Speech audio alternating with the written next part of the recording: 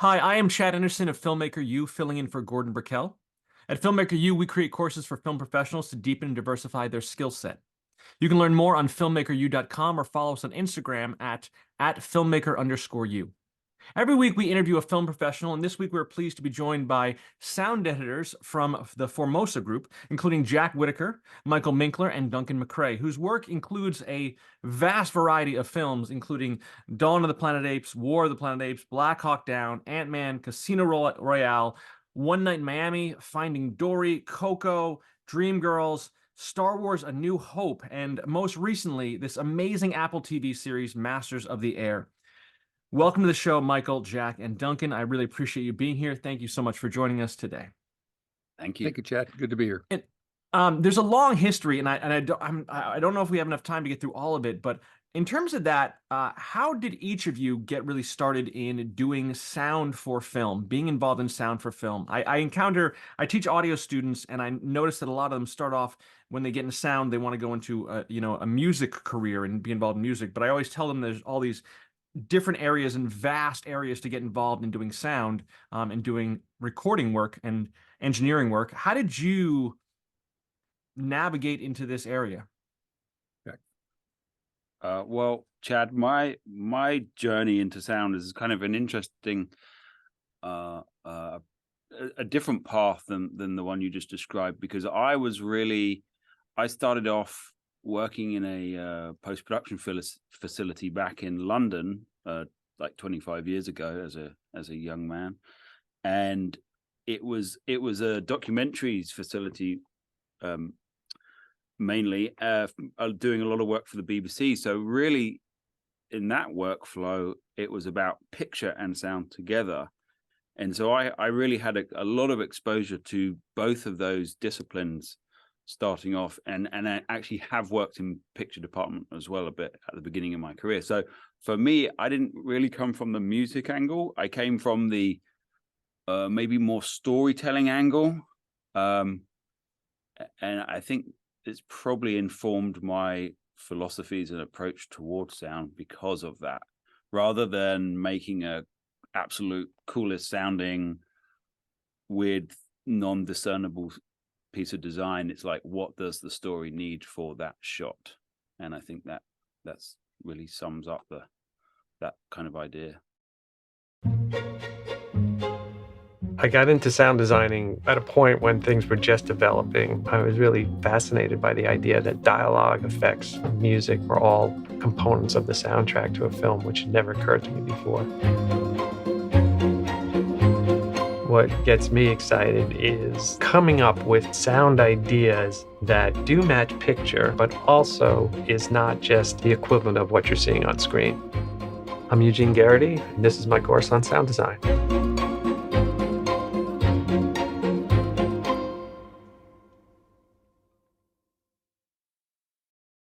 Yes, my background is definitely from the music origin, like a lot of us. Playing in bands, bass guitar, and working with groups.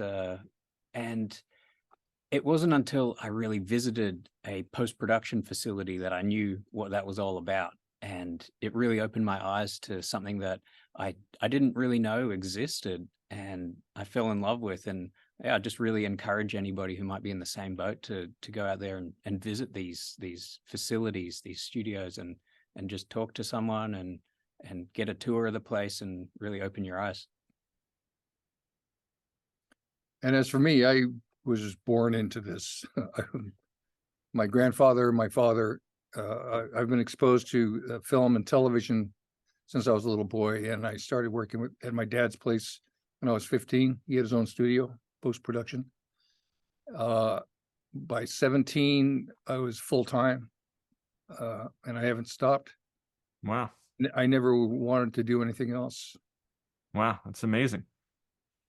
In terms of Masters of the Air, I watch Masters of the Air, and I'm a hobbyist in piloting. I have my private pilot license, and so I'm watching things like the 40 knot crosswind, which sounds impossible to me, and those kind of things.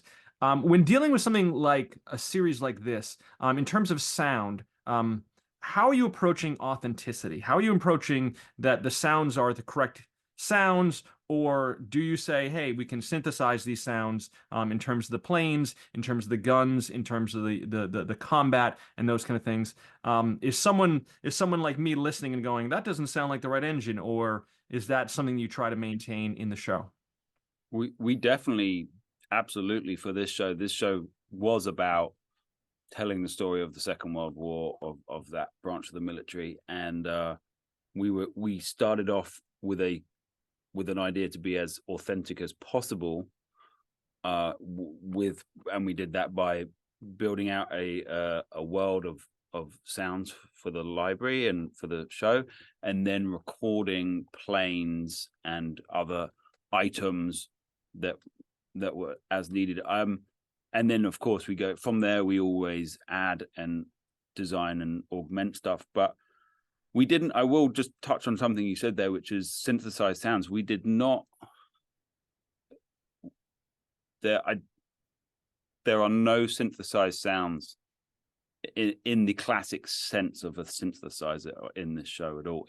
Coming from the sound design in the track, we've got a lot of non-literal, strange, odd sounds, but they were always, to use that terminology, organic in nature. Interesting. Authenticity was a huge thing for the producers. So that was our guide. It had to be authentic, but authentic doesn't really sound that great sometimes. And in fact, a lot of times, because of the way the nature of it's recorded. So everything is augmented. It's tuned. It's made into something more cinematic, something that's more entertaining, but also something that's more emotional.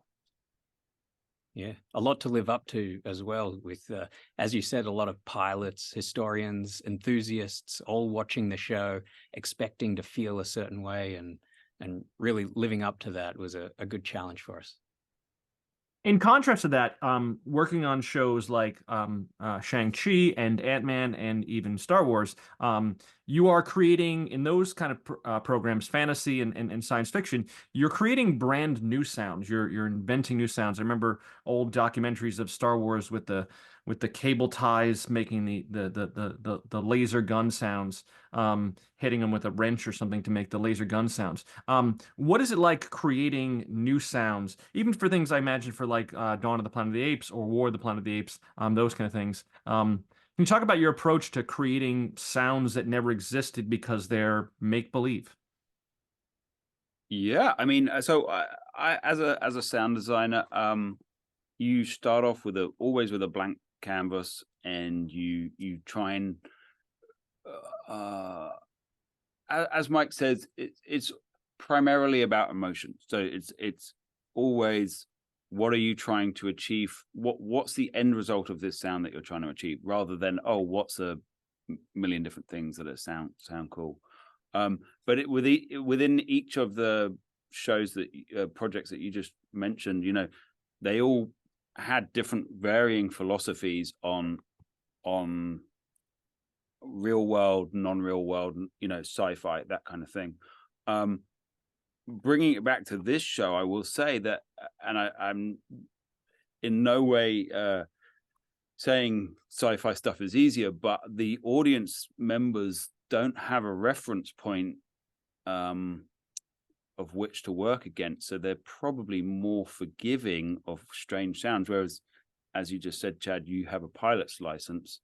You know what an engine sounds like when it's working or not working, or being pushed through against a dangerous situation, that kind of thing. So your ears are actually more critical for a show like this than they may be for Star Wars. Yeah, in some cases, exaggeration is necessary. Yeah. So you have to make your point, but we have to be descriptive with our sounds. We have to be emotional, and so we play around a lot. And in the case of the B-17s, there's a multitude of tracks that are playing, which gives us flexibility as to pitch and speed, and also when they get into trouble, because many times throughout the course of the show, they're going on 4 engines or 3 engines or 2 engines, 1 engine, and in case 0 engines. So Yeah. we have control of that in the various speakers. I mean, we are wide, and when an engine gets in trouble, we have to manufacture the trouble. We can take a lesson from recordings of other things, but we have to create it ourselves. Just to be clear, I have never flown a B-17 bomber, so I've not had the good fortune of flying a B-17 bomber, so I don't know enough about that. But in terms of, you mentioned narrative, and Mike, you mentioned emotion. Was there direction in terms of emotion going into this series for any of you? In terms of, like, were you going for terror? Were you going for intrigue? Was it sadness? Like, and how did you approach that from each of the perspective areas? Yes, all of the emotions that you just mentioned, our pilots go through. And as you watch the series go on, you'll see all of our characters go through everything from the moment they put the flight suit on to the moment they land back at the base. Sometimes they don't land back at the base. I mean, it is sheer terror. 70% of these men did not come back. So they knew that going up. So there's terror that's like we could never imagine, yet they still had to get the job done. So they still had to focus on what they were doing. Maybe that alleviated some of that terror, but I doubt it. It's so scary up there. And so our job as the sound editing team, where they collect all the material, and the mixing team is, works with that material. The collective job is to create a sense of terror inside those ships. So they're full of ammunition, metallic everything. There's no padding inside these ships at all. They're flying at 250 miles an hour, sometimes at 25,000 feet, at 50 below zero. Open doors so that the machine guns can get out, can be poked out and fire. Shells are flying all over the place. They're being shot at with flak, and flak is tearing into the fuselage and killing people. There's fire that could happen at any time. Anything can happen at any moment, yet they still have to do the job. And then they're up in the air for maybe 10 to 12 hours on one mission, and they do it the next day, again and again. Yeah, so that's definitely in the back of your head when you're mixing this of how do we, you said, as you said, enhance this, or, what kind of EQ or processing do we do to make this as more, emotional in the viewer's, ears, as well as the characters in the film. In terms of layering sound, I'm always interested in this process, how we approach, or how you approach the mixing of this, of what starts as the base layer. Do you think about, ambient environment first, or do you focus on dialogue, or do you focus on heavy sound effects in the beginning? How do you even, I imagine there's a couple dozen million tracks. How do you even work this out? That's largely on a case-by-case basis, looking at each scene and each environment as its own thing. And especially as our story goes on, you'll see that we aren't always up in the air. So there are different approaches at those times. During the battle sequences, we are looking at what we are in as the audience, which is within our planes. But we're also looking at what are the important threat moments at any time, and that evolves as we go on. Environmental, enemy fighters, and flak. And that contrasts greatly to when we are on the ground, where at times we're full of excitement and energy and positivity on base, the brotherhood of all these guys. And then there are somber moments, of course. So things are definitely stripped back there. But dialogue is always king, as we say, and understanding the story and narrative and performance of our guys is always the most important. and the rich fullness of the music has helped at times where that could be the emotive drive. And Blake Neely, our composer, did an amazing job of hitting all those moments. There's so much story to be told, and it starts with the written word. This came from a book called Masters of the Air, and also from memoirs of some of the pilots. And the written word tells the story to begin with, and then we have to enhance that story. We have to help tell that story. So their words are very, very, very important, and the actors work so hard at the delivery of those words. Emotion was a big thing with them on production, and coming back after production in post when they had the opportunity to redo their voice in ADR. And those were opportunities that they relished because they wanted to give it more emotion at all times, more sadness, perhaps more joy, perhaps more comedy if they could muster it up to have a fleeting comedic moment. They worked really hard at all of these things because everything was important. Everything that came out of their mouth was important. So we have to build around that. We try to build a very meaningful, thick landscape of sound, yet stay out of their way. Definitely. That was actually going to be my next question about that. In terms of ADR, how much ADR is done on a program like this, on Masters of the Air? Thousands of lines, in the neighborhood of 5,000. Wow.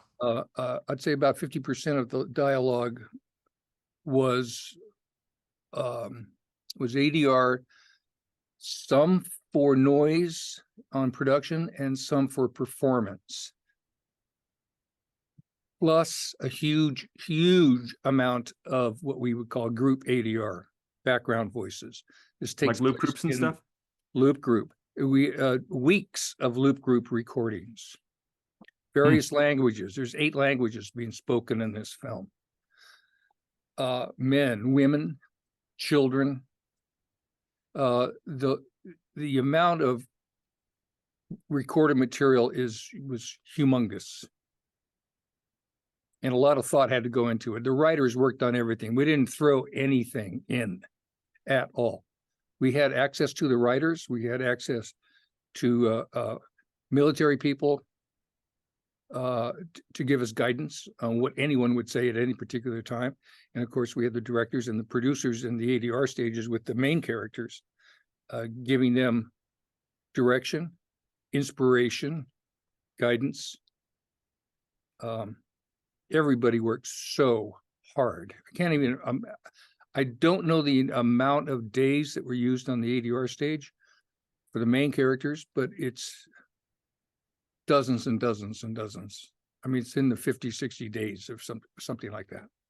I just read an interview with Austin Butler where he talks about getting stuck in his Elvis voice and having to get the Elvis voice out of his system and having to work with a dialect coach to kind of take that out of, because he was so rehearsed in doing the Elvis voice from his last film. And so now when watching Masters of the Air, I started to try to listen to see if there's any hint of Elvis in there. And so I was watching the lips and seeing how his mouth moved in those moments. And so that's why I was curious about the ADR.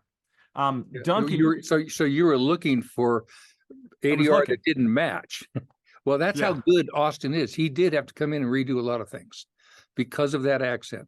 Obviously, he tried not to do it on production, but he had an opportunity to come back and make it even better. And yeah, he could do it right on and still take that accent off.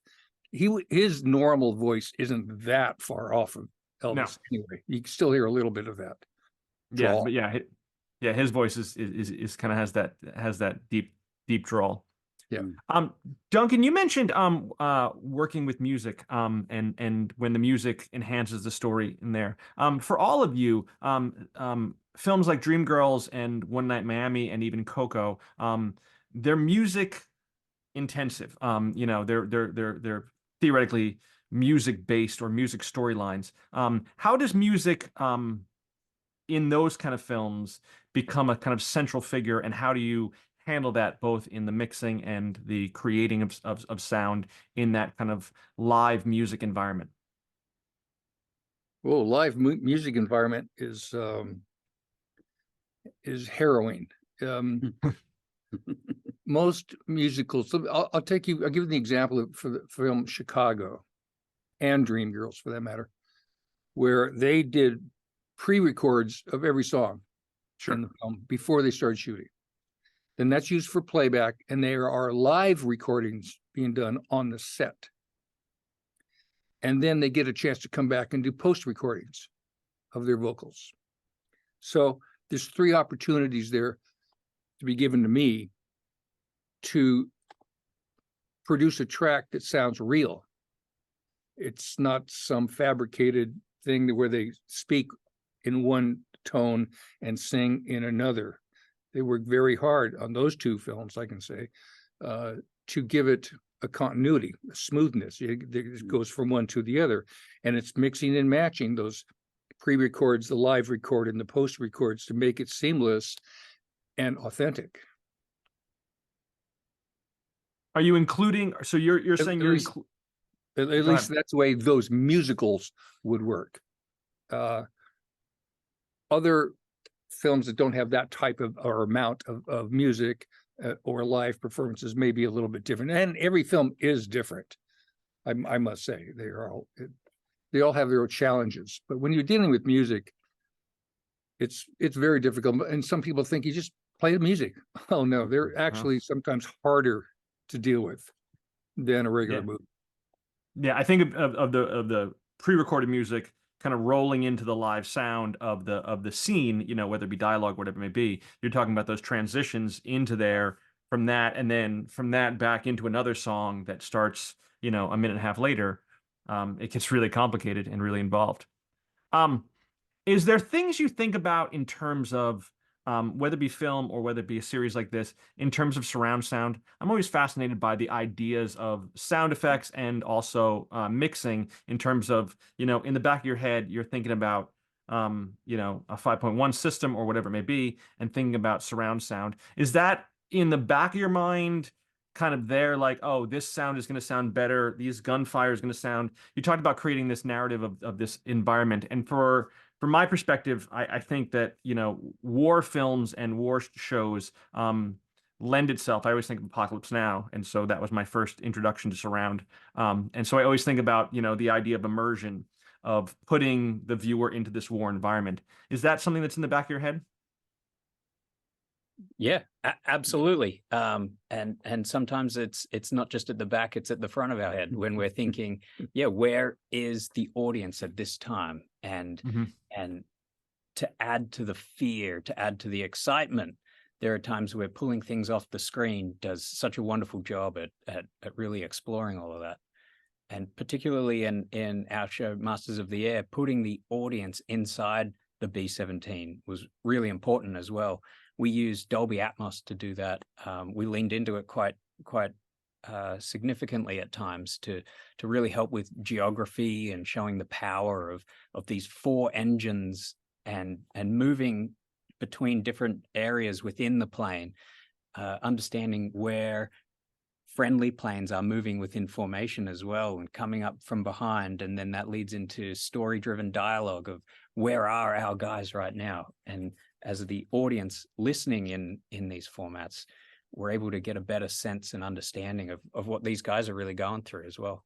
And in theatrical environment, it plays quite spectacularly because we do have the advantage of having so many speakers, very powerful speakers, powerful low-end speakers, and a multitude of overhead speakers.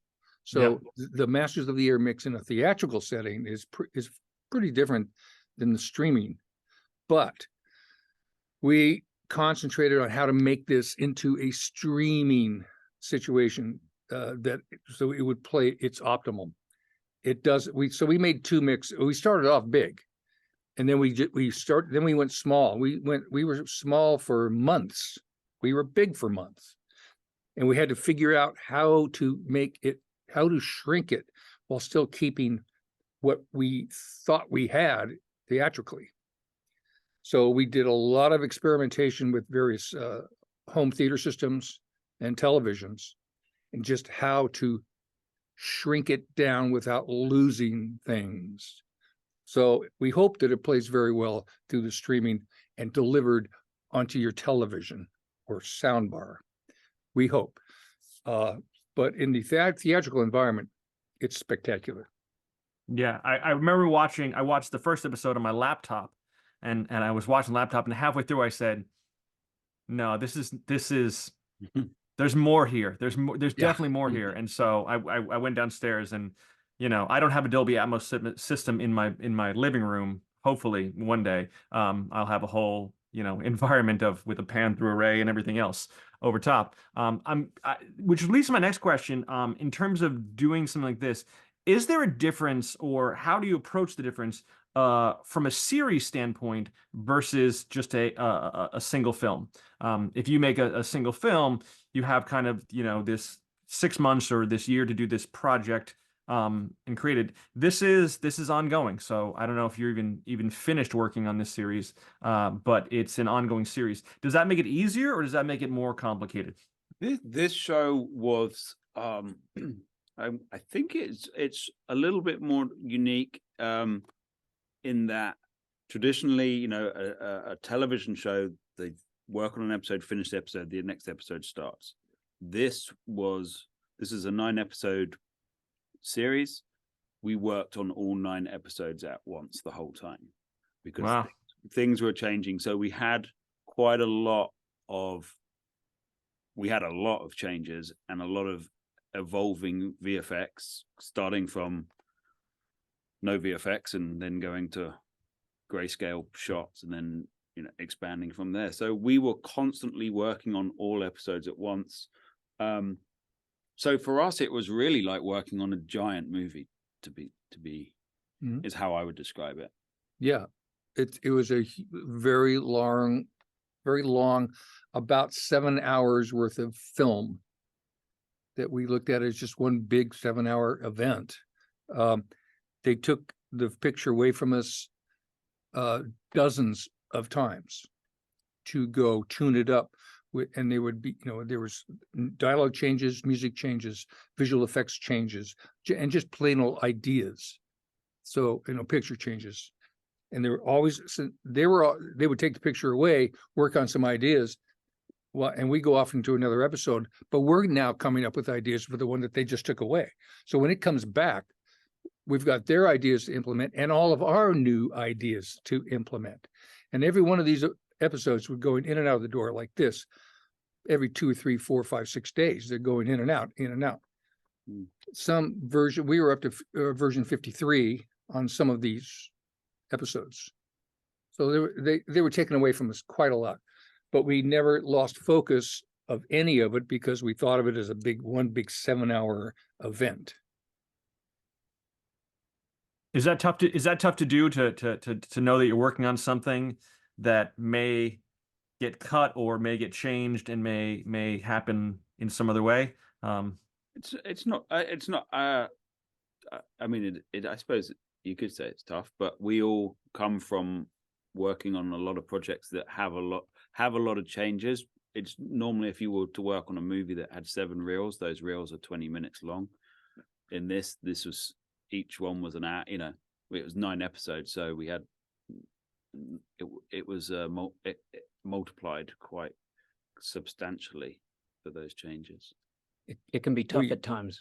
Sorry, Mike. No, go ahead. It can be tough at times when things are taken away and then changed, and that only really is a positive when you think about it, because it means that you really did care about the work that you did. And if things went away and changed and came back completely different and you didn't feel anything about it, then it probably wasn't your best work, and probably wasn't something that you really didn't put enough care into to begin with. So there's mixed emotions with that for sure. And we're all experienced enough, even though he's quite a young man, but we are all experienced enough to be able to handle this. We've done it before dozens of times or 100 times, and we can deal with it. We knew it was going to happen going in. So we prepared ourselves mentally and physically. He prepared the cutting rooms and the mix stages to handle it and eat a flow of work that was constantly changing. In terms of that, Duncan, you being new, I was looking at biographical information for you, Jack, and you for Duncan. Coming from an assistant to and doing work as an assistant sound editor or an assistant sound mixer, and then kind of elevating up to there. I imagine that with a show like Master of the Air, there's a crew of assistants who are doing different work. I want to talk about that because I find that for me as a college professor and an audio instructor, your foot in the door will be as an assistant, and making your way up from assistant. No one's going to hand you a film and be supervising sound editor for this, major film release. But how do you work with assistants, and what kind of work do they do? We all came up through the assisting route. I would almost call it a sort of a mentorship way of working, and I am a huge advocate for people to learn their trade in the real world of seeing how these things are put together, and every production you work on has its own unique set of problems that need to be worked out and fixed, and challenges, and so you get it as an assistant, you get exposed to that in a non-pressured way, which I think is a fantastic. You get to experience it, but it's also, it wouldn't be fair if it was on the shoulders of the assistant on day one. So I'm a huge advocate for it. On this show, my assistant, my main guy, is a guy called Purnell, and I love him, and he works with me at Formosa, and he is my right-hand man, and he manages a bewildering amount of things on any given day, and does it with a smile, and he's just a professional. He's like, almost, assistant is a strange job title, because it sort of does it slight disservice, I believe, because they're not getting you the coffee at all. Yeah. They're doing a lot of really important behind scenes work that are helping manage this thing to get to the screen, and I'm sure you guys would be able to talk about that from a mix stage point of view. Yeah, certainly I agree with everything you said about the editorial assistant is just what he's, that workflow that he has to manage is huge. And the same thing goes for the mix stage assistant. Again, the term assistant is a disservice, because without a good mix tech or assistant mixer, the stage doesn't roll. And he's dealing with so much flow of material coming in and out all day long. To deal with that, and to deal with the technical difficulties that causes, and then all of the things that we need. Editorial has needs, mixing has needs, the console, the plugins, everything has needs. There's just so much stuff going on at the same time. Everyone tries to handle whatever they can. The mix assistant, he gets the brunt of it. And so a brilliant mix assistant is worth his weight in gold. Now I'm gonna get nerdy because you mentioned, Michael, the console and the plugins and those kind of things. I think there's a big push to working what some engineers will call in the box versus out of the box, staying in the computer system and working there. Are you using outboard gear at all, or is this strictly a in the box in Pro Tools kind of situation? Well, at the console, Duncan and I work differently. He can speak for himself, but I would say in general, I would say he's more in the box, if that's a term that everybody would like to use. But he's much more working his flow. He uses the console, of course, but I'll let him explain him. As for me, I'm traditional, so I like to make this console operate traditionally. Mm-hmm. Yes, it's Pro Tools. I am controlling Pro Tools and the sessions. But I do rely on my mix assistant to help a lot with the flow of what's happening. and my needs that I need, because I don't want to be looking at that screen all day. I want to be looking at the big screen. And so I'm emotionally invested in what's going on up there on the screen. I cannot be doing this thing inside the small screen. That's the way I work. It's the way my mind works. But Duncan, you explain. He's a very good. He's amazing at what he does. It's not strictly one way or strictly the other. He also knows a lot about both worlds. Yeah, when you talk about both worlds, I guess starting out in Sydney, Australia, I was with a facility that had Neve DFC consoles, which don't communicate with Pro Tools and the computer system. So there was a lot of work that I was doing at home on my own starting out, which was all strictly in the box, working with Pro Tools on a laptop. Then coming into the workplace where I had to separate that mindset to the DFC, which had its own automation system and didn't talk with Pro Tools at all. Now we're at a point where our mixing consoles are talking directly to the software. So there are times where understanding where if I go over to the keyboard and mouse, I can get into things in a more intricate kind of way, which would be a little more difficult or cumbersome with the knobs and the faders. And I could be a bit faster in that approach, and then push away from that, slide the chair down, look up at the screen, and really lean onto the foundation of when I started learning about all of this. And the story is up there. The story isn't down on the keyboard and mouse, as Mike says. So really bridging the gap between those two is, and taking advantages when one is stronger than the other it's important. It's good. Fantastic. And then my last question is going to be, do any of you have a guilty pleasure, something you watch for fun after a long day of work to just kind of unplug your brain and just kind of relax, and just maybe something a little silly or embarrassing but you just like it and it makes you feel good? Well, for silly and embarrassing, I watch the news. Just kidding.